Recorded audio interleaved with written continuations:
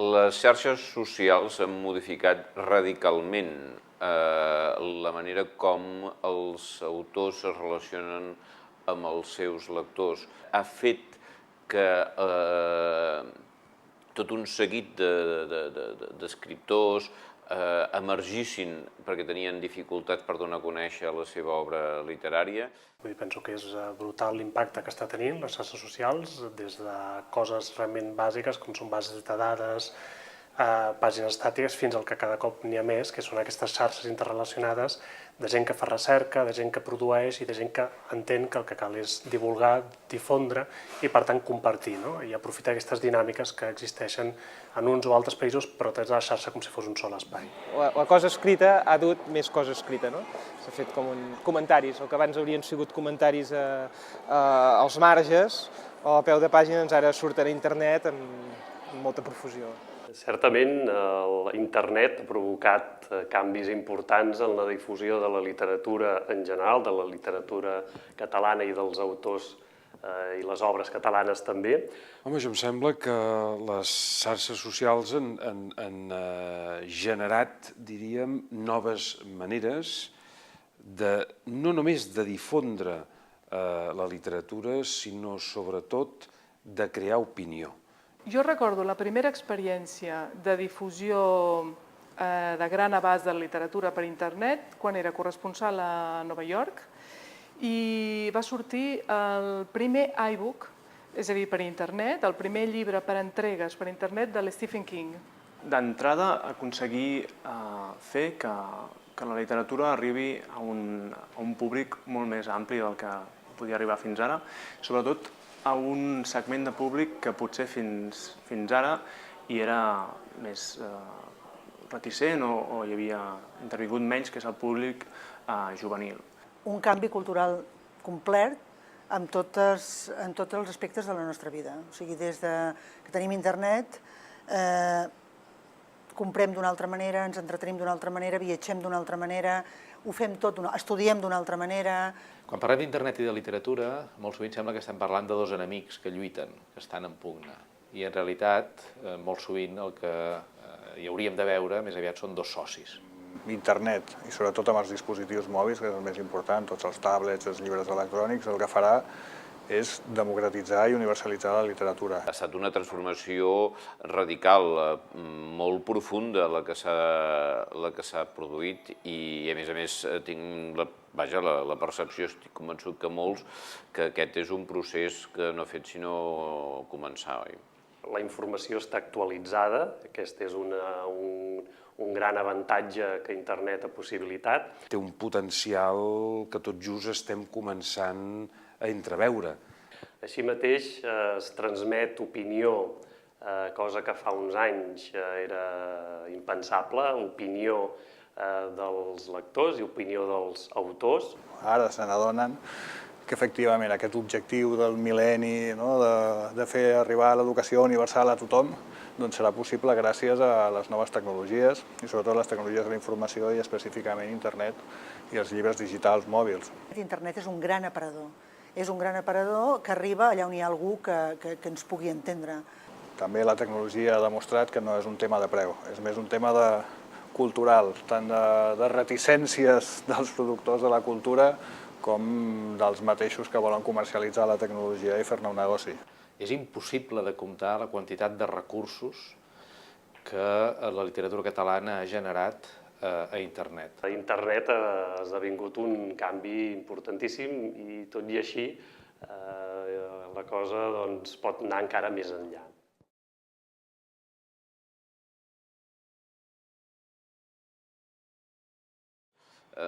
Jo crec que estan donant gruix i interès, densitat, diversitat, riquesa, dinamisme a la nostra vida literària que d'aquesta manera es desencarcara. Ha portat el Twitter, Facebook, ha portat una rapidesa, una immediatesa, un poder contrastar informació i opinió, entrar en una dinàmica que és cabdal i fonamental en tot procés creatiu, que és la immediatesa, el donar a conèixer l'obra i, a més, l'intercanvi, el retorn per part de les altres persones, en aquest cas dels lectors, cap a l'autor. Jo n'estic segura per el que he dit, que és un gran aparador, per als que saben aprofitar-ho. El que passa que és un gran aparador on hem d'estar exposats en els gustos del públic que ens llegeix. Si som capaços d'escriure alguna cosa o de crear alguna cosa d'interès per la gent, tindrem èxit. Doncs penso que en un país com el nostre, que no deixa de no ser un país normal perquè, evidentment, no tens un recolzament estatal, no per cap raó, sinó perquè és la que tenim, doncs, evidentment, l'eina informàtica, l'eina d'internet, és una eina fonamental. I, per tant, tot allò que s'està utilitzant a la xarxa per la difusió de la literatura catalana, però també de la recerca, de la ciència, etc., i l'utilització d'aquestes noves xarxes està sent realment essencial. Ens fem conèixer als Estats Units, ens fem conèixer a Suècia, hi ha un impacte, un intercanvi en coneixement que segurament anys enrere era molt més difícil. Jo com a periodista també he vist un gran canvi paral·lel també en els mitjans de comunicació. És a dir, ens hem trobat que abans era l'escriptor o el periodista que es volia vincular amb una capçalera, amb una editorial per tenir prestigi, ara és al revés, són les editorials, són els diaris que busquen el prestigi de la firma. Ara som més propietaris que mai del nostre coneixement, ja no està monopolitzat ni per les grans corporacions, sinó que torna a ser la propietat dels mateixos que creen. Els mateixos consumidors també són creadors. Gràcies a l'accés universal a internet també poden ser molt més crítics, per tant jo crec que tots són avantatges. Les pàgines web, les xarxes socials, tot això acosten a l'autor, al creador, al seu públic, que també pot ajudar molt a la difusió i el coneixement d'autors que no són actuals o que no són vius actualment. Des del punt de vista dels escriptors, són un aparador que els permeten mostrar-se amb una força, amb una nitidesa i sense intermediaris com mai fins ara. Qualsevol aprenent d'escriptor, fins i tot, pot posar parada a la xarxa per explicar-se, per cridar l'atenció sobre allò que fa o fins i tot per donar-hi accés directament. Doncs un portal com Lletra em consta que ha estat i que és molt útil pel que fa a editors i a totes aquelles persones que per un motiu o un altre necessiten recaptar informació sobre autors, sobre algun període literari.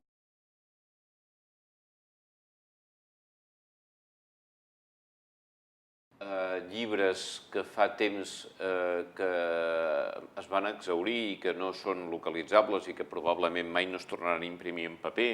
Home, a mi a la xarxa el que potser hi afegiria més digitalització de llibres que ja estan descatalogats o que ja no tenen drets d'autor. Biblioteques virtuals, això també es podria fer, és dins d'un sistema que tu puguis demanar els llibres durant, no sé, 10-15 dies i te'ls descarreguis i després s'esborrin. Tot això és difusió. D'una banda, esborranys i esquemes de les obres dels autors. Aquest seria un element molt interessant que ben probablement hi hauria lectors que agrairien.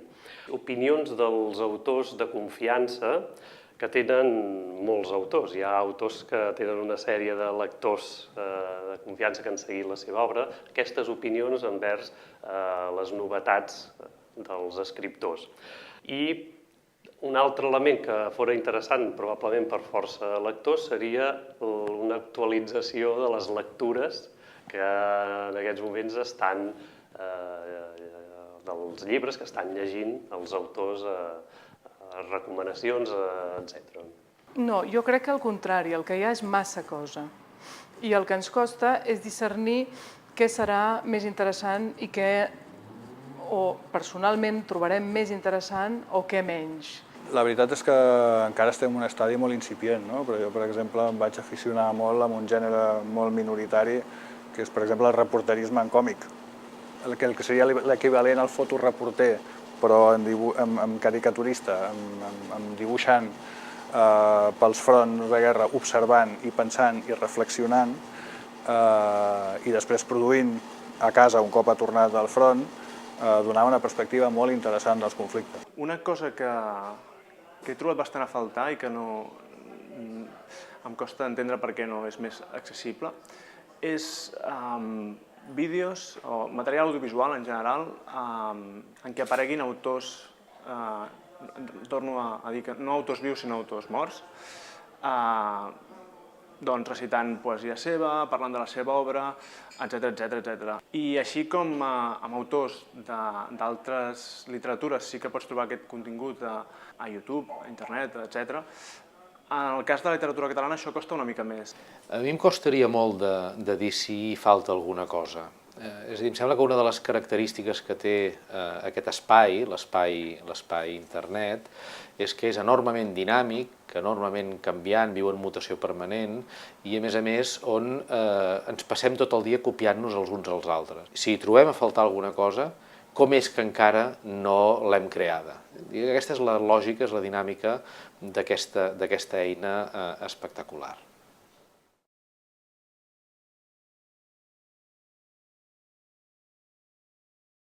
Els llibres electrònics, diguem-ne, com a lector no els faig servir com a editor.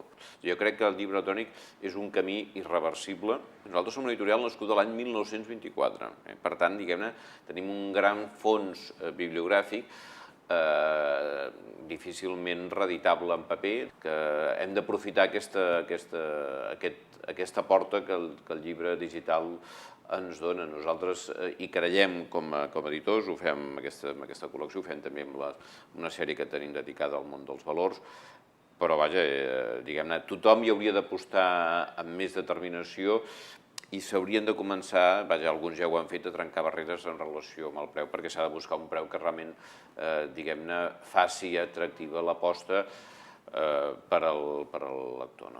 Evitar el paper, o sigui, que tu puguis portar amb un mateix aparell tota la biblioteca de casa. Les generacions noves ja no tindran llibres de paper, tindran e-books, i el que tingui llibres de paper serà o bé un col·leccionista, o sigui, un bibliòfil, o bé una persona que no llegeixi gaire i que pugui permetre's tenir 3 o 4 llibres, potser pel Sant Jordi. El llibre aquest electrònic té l'avantatge que tu et pots descarregar gratuïtament els clàssics, i això és fabulós, això és de primera, és a dir, com si tinguessis una biblioteca pública a casa teva.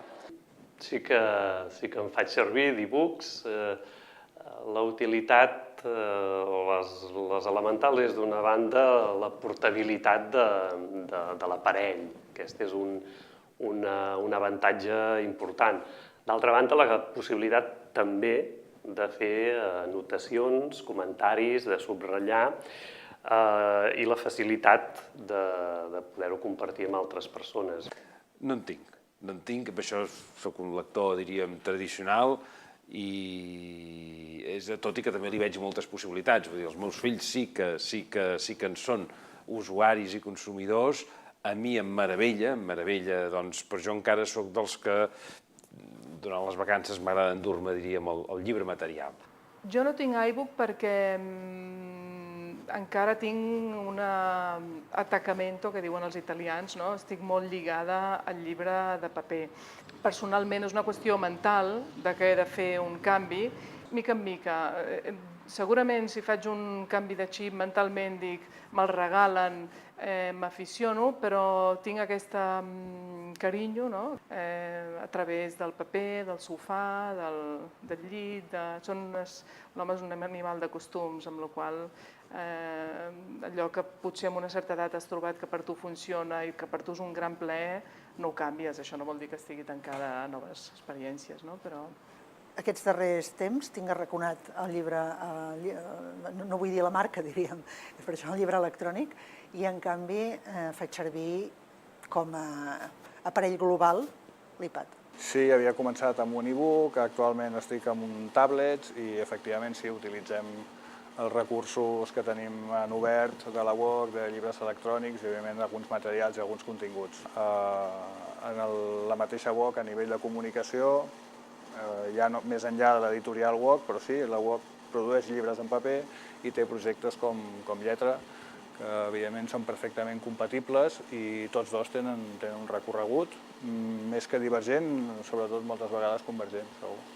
Jo la veritat és que no faig servir dispositius electrònics de lectura més enllà del telèfon mòbil, de la PDA aquesta, amb la qual escric permanentment i llegeixo documents permanentment, però allò que en diuen un e-book, un e-reader, un llibre electrònic, encara no hi he entrat. I no hi he entrat simplement per una qüestió molt pràctica, perquè ningú no me n'ha regalat cap.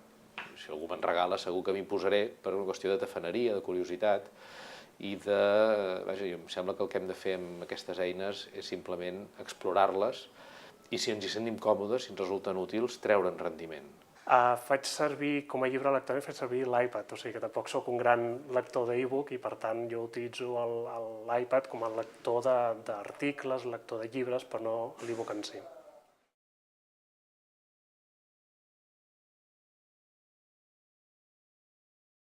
Home Lletra és una plataforma de difusió extraordinària de la producció literària catalana, sobretot la més contemporània. Crec que ha jugat un paper clau també en relació amb l'aprenentatge de la literatura. És una eina, és un recurs pels nostres estudiants. L'aportació de Lletra és decisiva, és determinant. En fi, jo crec que la Lletra inaugura una nova etapa en la projecció de la literatura catalana a la xarxa. I la prova és això, les referències constants que veus que s'hi fan, perquè molta gent hi acudeix per trobar-hi informació i a més és això, un espai de projecció de la literatura catalana de cara endintre, però també de cara a fora. Nosaltres no sempre tenim prou consciència quan parlem d'internet que no és un espai reclòs, sinó que ens obre i que ens comunica a tots els humans i per tant, diguem-ne, hem d'escurar totes aquestes opcions que ens dona. Lletra és una magnífica eina que ens hi pot ajudar moltíssim.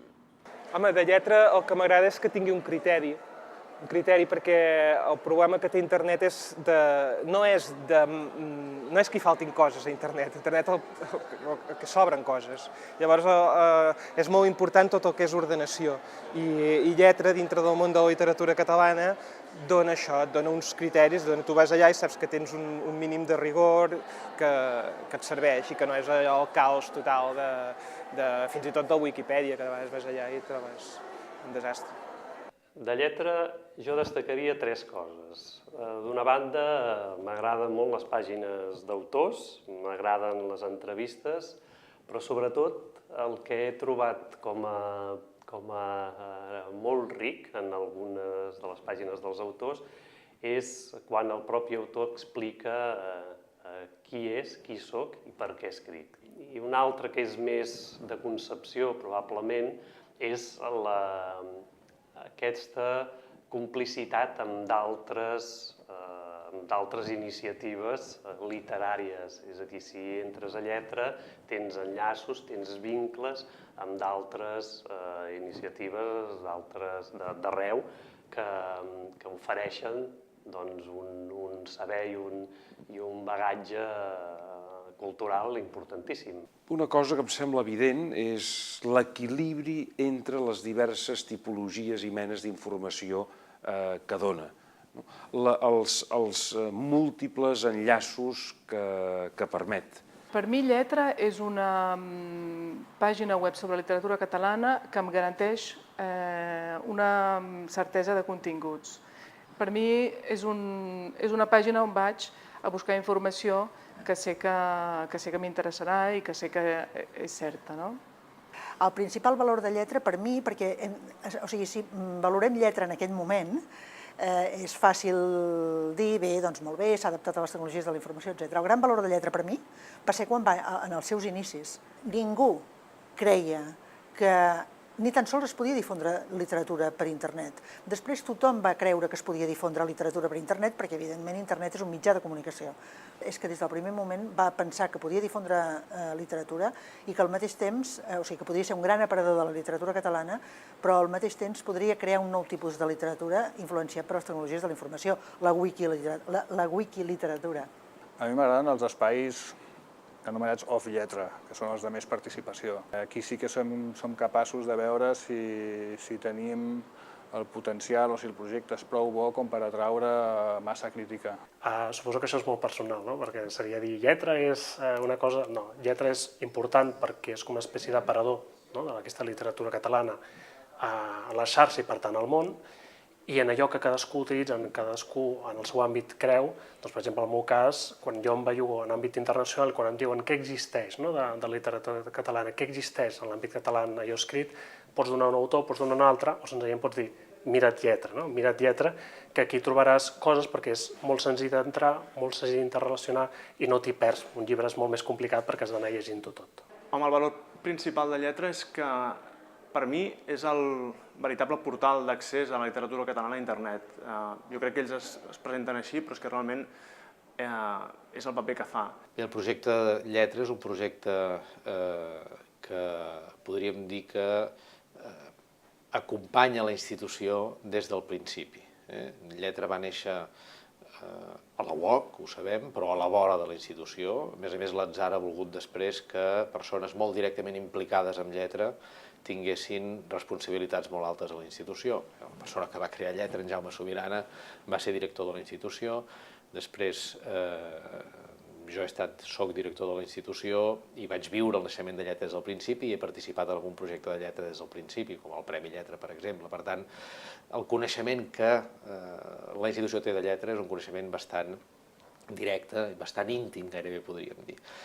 Això ha permès, no hauria calgut, però això ha fet encara més fàcil que hi hagués la voluntat d'entesa, de cooperació entre Lletra i la institució, perquè Lletra té uns objectius i té uns entorns en els quals desenvolupar-los que són complementaris dels objectius i els entorns en els quals treballa la institució.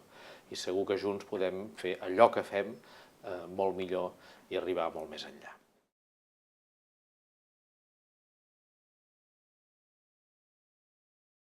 Tenim molta sort perquè estem en un entorn en què contínuament col·laborem amb professors de la universitat, amb estudiants universitaris, amb persones de totes les institucions catalanes. Penso que el més maco de treballar en el projecte és aquesta capacitat de crear xarxa dintre i fora de la universitat i poder posar tot aquest coneixement tan extraordinari al servei de tothom, fer difusió en obert.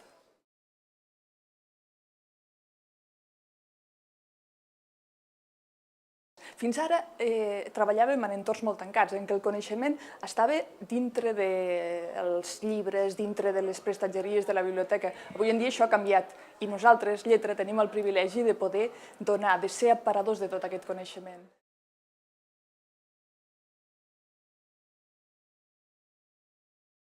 En el món en què ens movem nosaltres, en el món de l'ensenyament de la literatura i en el món de la difusió de la literatura, les tecnologies estan fent uns canvis impressionants. Nosaltres tenim un projecte que es diu Vic i Lletra, que l'estem fent amb els nostres estudiants de batxillerat i d'ESO de tota Catalunya i hem aconseguit que gràcies a aquestes xarxes socials i a totes aquestes eines TIC que avui en dia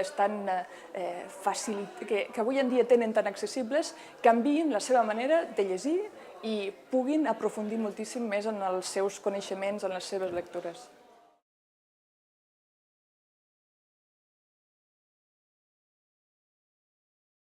Els autors en el camp de la literatura penso que durant uns anys han estat una mica reacis a què era tot això d'internet, però els mitjans de comunicació tenen un pes tan important en el nostre entorn cultural que avui en dia no tenim cap mena de problema, al contrari, trobem sempre una excel·lent rebuda quan els anem a proposar un projecte, quan els demanem algun tipus de materials, d'escrits, etc. El més maco de fer 10 anys no és mirar enrere. A mi no m'interessa fer una celebració només per mirar què hem fet, sinó l'oportunitat que ens obre de saber què volem fer els propers anys. I per nosaltres, totes les activitats que estem fent aquest desè aniversari tenen aquest valor afegit. Amb molta gent interessant, amb els nostres col·laboradors, amb els que formen part de tot aquest sistema literari català, estem repensant què farem els propers anys. Tenim unes taules rodones, estem fent uns debats, volem saber com estem ara i quins són els nostres reptes pels propers 5 i 10 anys. Aquest, per mi, és el motiu principal d'aquesta celebració dels 10 anys. Les tecnologies estan evolucionant tan ràpid que no es poden fer grans elucubracions. No sabem ben bé què passarà dintre de 2, de 3 i de 5 anys.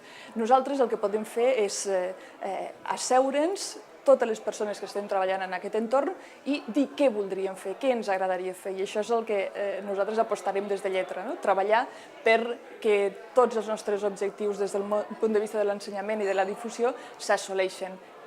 On aniran les tendències? No en tenim ni idea, segurament, però treballarem perquè siguin coherents amb els nostres objectius i perquè serveixin cada vegada més a la gent a la qual nosaltres ens adrecem, que són tots aquests lectors, estudiants i gent adulta, lectors actius que ens han fet sempre confiança durant aquests 10 anys.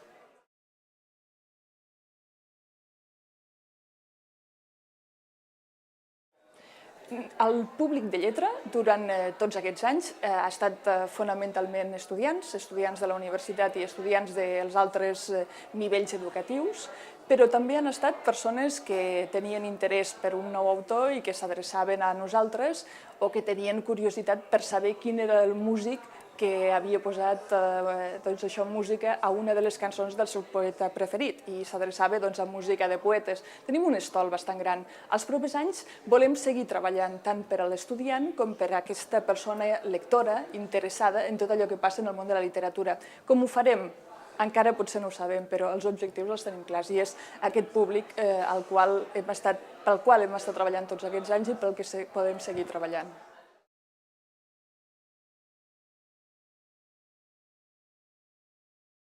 M'agradaria que aquests 10 anys ens servissin perquè ens conegués i que s'acostés a nosaltres molta més gent i, sobretot, que volguessin col·laborar amb nosaltres. El meu desig per als propers 10 anys és construir la internet catalana d'una manera col·laborativa i nosaltres som part d'aquesta col·laboració que posem a l'abast de tothom. Benvinguts i gràcies per acompanyar-nos durant aquests 10 anys i els 10 anys propers.